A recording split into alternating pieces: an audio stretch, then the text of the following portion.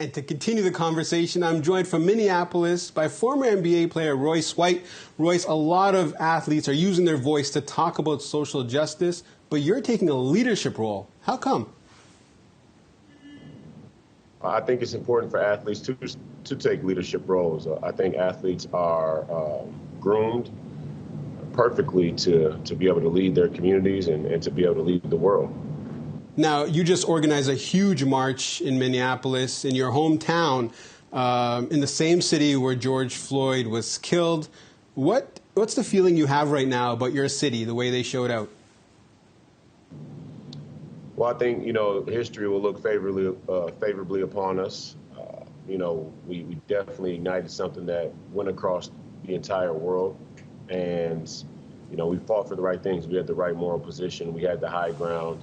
And the people of the Twin Cities, the people of Minnesota, went out and went to battle with the state. And, we found ourselves victorious in the first few battles. But the war is definitely not over. Now, you've said peaceful marches are what the media don't want people to see. What's the most inspiring thing you've seen over the last few days? Well, over the last week, we've done, 3 marches, probably 40,000 people, and there hasn't been one fight. So I think for me, what we're able to do with the marches is, one, exercise our freedom and kind of reestablish our sovereignty as a community, and also just kind of show and debunk the need for this hyper-policing of our communities. So, under normal circumstances, you would need a permit, you would need this, you would need that, you would need all these things to ensure, the security and safety of people at that level, at that number. And for us to go out and have a peaceful protest and, walk around the entire city, walk onto a bridge even, stop a federal highway, and not have one fight is exactly what it should be. We don't believe that the community is as violent and rabid and in need of policing the same way the state does. Now, Colin Kaepernick has been a divisive figure in your country, someone you said you've taken inspiration from. Do you think George Floyd's death will cause people to look at Cap's message in a different way? Well, I think the people that were on the other side of Cap's message are firmly there. I don't think they're there based on genuineness in the first place. So I don't assess their position on that front as being a genuine position from the premise. So I don't know how many people we convert over, and I'm not really sure how many people are on the fence. I'm sure some people who are on the fence may come over. I don't see anybody going the other way back towards the police. I know that, or at least they shouldn't be after what we saw. So, I think Colin Kaepernick was a prophetic figure, and the fact that he's still being blackballed speaks to the hierarchy of injustice in this country. And as I spoke to the rally members yesterday, I told them that, we don't just face a social injustice. And I don't know if we face a social injustice at all. I think it's a corporate injustice. And America's a super corporation, and in all of their smaller corporations like the NFL, but many others as well, are allowed to do things like blackball Colin Kaepernick with no repercussion, no real repercussion, no significant repercussion.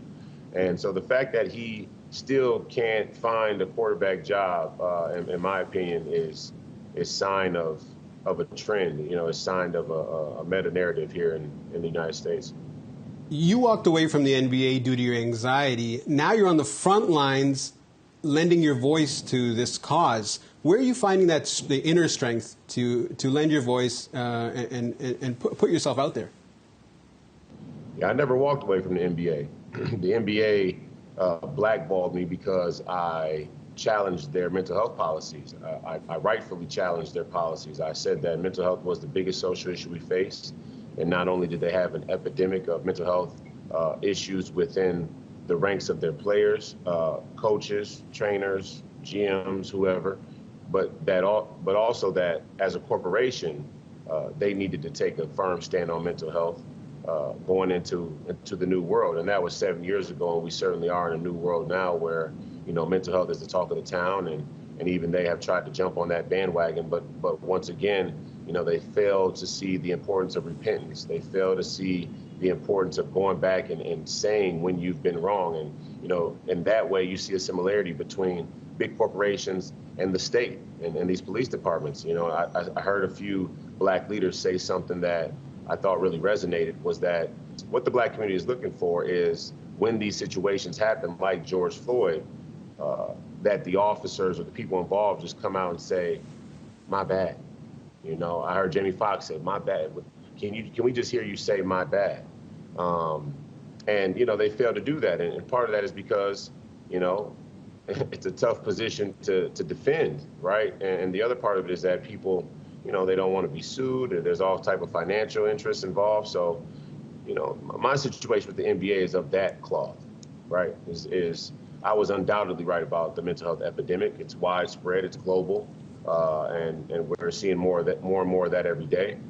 And the NBA doesn't like people like me traditionally anyway. They don't like truth tellers. So, hey, Royce, we're going to have to leave it there. Thank you so much for sharing this insight, especially from the front lines. Appreciate it, and stay safe. Thank you, man.